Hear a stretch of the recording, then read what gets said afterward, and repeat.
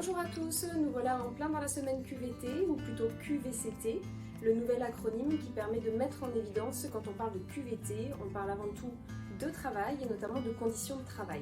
Et pour cette semaine particulière, nous souhaitions aborder avec vous l'égalité professionnelle, étant donné que QVT et égalité professionnelle ne vont pas l'un sans l'autre.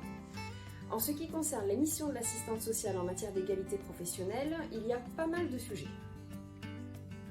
Il faut savoir qu'en France, moins de 1% des pères prennent leur congé parental à temps plein, alors qu'il concerne pourtant 14% des mères. Et savez-vous que 30% des papas ne prennent pas leur congé paternité ? Entre représentation sociale, culture et stigmatisation, le développement de l'égalité homme-femme en matière d'accès aux droits liés à la naissance d'un enfant a encore du chemin à parcourir. L'assistant de service social qui intervient dans votre entreprise pourra vous accompagner.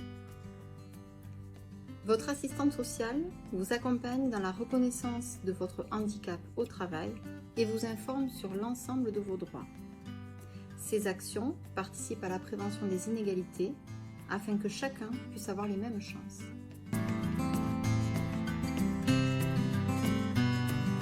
Alors ce qui me vient en premier, c'est le soutien apporté aux salariés aidants familiaux.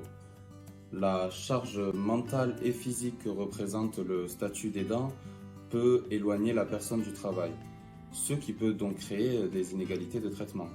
Pour eux, nous sommes là en soutien afin de leur permettre de trouver des solutions, comme par exemple trouver un relais pour prendre soin d'un proche ou les orienter vers des associations pour qu'ils puissent échanger avec des personnes qui sont dans la même situation.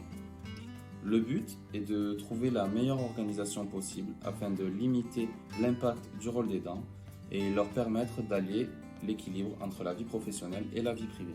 Je pense également aux salariés à temps partiel qui n'ont pas forcément les mêmes possibilités d'accéder à des formations ou même à des postes à responsabilité. Il n'y a pas que le handicap qui peut exclure. Le fait même de travailler à temps partiel, que l'on soit père ou mère d'une famille monoparentale ou même titulaire d'une pension d'invalidité, le fait de devoir réduire son temps de travail peut en soi être une source d'inégalité. Ces constats dans nos activités peuvent faire l'objet de remontées à l'entreprise.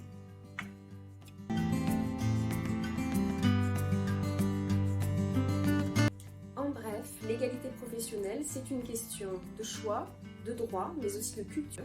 Et nos entreprises, en portant leur politique QVCT et RSE, peuvent faire évoluer ce sujet dans nos sociétés. Merci de nous avoir suivis et on se dit à bientôt pour de nouvelles vidéos. Et avant de partir, n'oubliez pas d'aller vous abonner à notre chaîne, de mettre un pouce bleu et d'aller voir nos autres vidéos.